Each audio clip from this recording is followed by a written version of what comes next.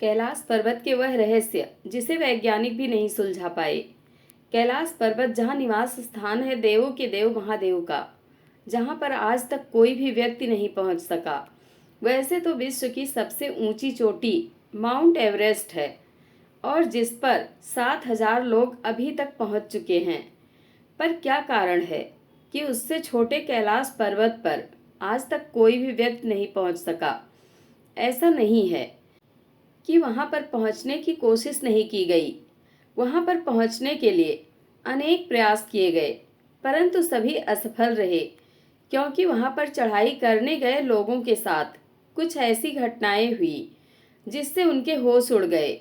वहां पर चढ़ाई करने गए लोगों का कहना है कि वहां पर चढ़ाई करने के बाद वहां पर समय बहुत तेजी से आगे बढ़ने लगता है और अचानक हाथ के नाखून और बाल बहुत बड़े हो जाते हैं।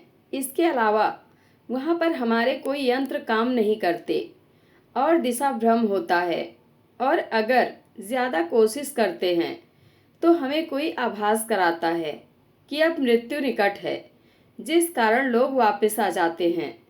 बहुत से वैज्ञानिक और नासा ने अपनी खोज से ये निष्कर्ष निकाला है कि यह वह स्थान है जहाँ पर विज्ञान फेल है, और उन्होंने इस स्थान को धरती का केंद्र माना है। वह कहते हैं कि निश्चय ही यहाँ पर कोई ऐसी शक्ति है जो बहुत अधिक शक्तिशाली है और जिसके सामने विज्ञान कुछ भी नहीं।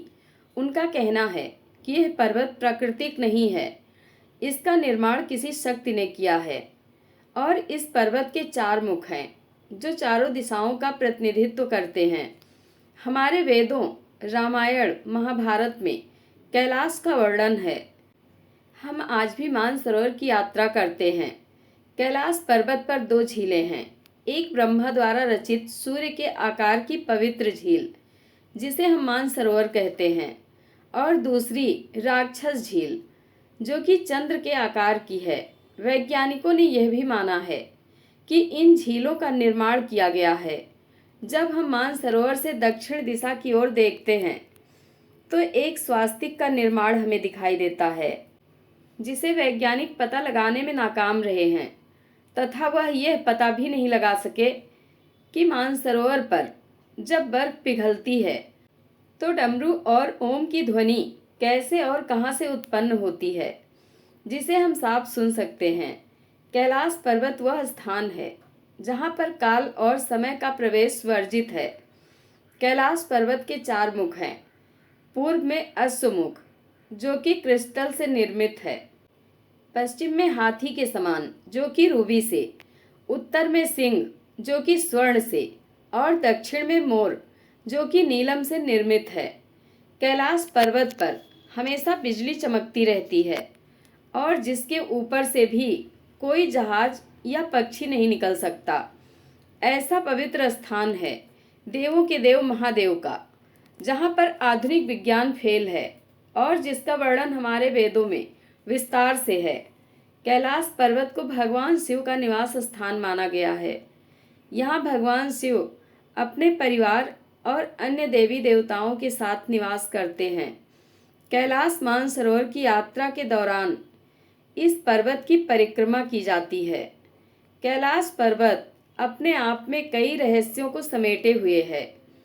पौराणिक कथाओं के अनुसार इस पर्वत के पास प्राचीन धन कुबेर की नगरी है।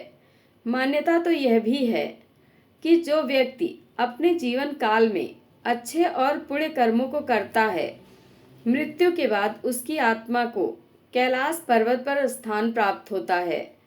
जानते हैं कैलाश पर्वत के उन रहस्यों के बारे में जो आपको हैरान कर देंगे। कैलाश पर्वत के रहस्य क्या हैं? नंबर 1, धरती का केंद्र है कैलाश पर्वत। धरती के एक ओर उत्तरी ध्रुव और दूसरी ओर दक्षिणी ध्रुव है। दोनों के बीच हिमालय स्थित है, जिसका केंद्र है कैलाश पर्वत।